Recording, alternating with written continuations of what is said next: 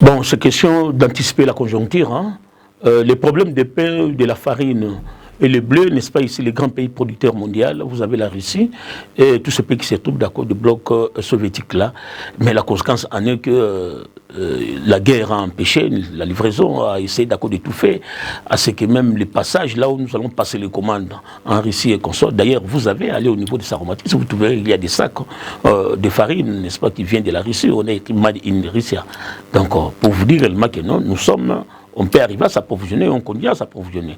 Les difficultés en est qu'au niveau des sources d'approvisionnement. Et quand il y a la rareté, la conséquence en est que les prix commencent à galoper. Et quand les prix galopent, vous avez les effets d'entraînement de ça sur certains produits qui dérivent, n'est-ce pas, de la fabrication, qui dérivent de la matière première qu'on appelle le blé, qu'on appelle la farine. Parce que aussi, qu'il y a une part de responsabilité.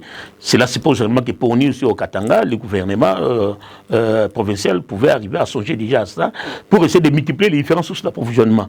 Et savoir également que nous ne pouvons pas cesser à immortaliser une seule source d'approvisionnement qui doit être la faute de décider les autres. Non, on peut vérifier dans des pays voisins, des pays limitrophes, si nous pouvons voir ça au niveau de la Zambie, de l'Angola, parce que l'Angola s'approvisionne auprès de Portugal.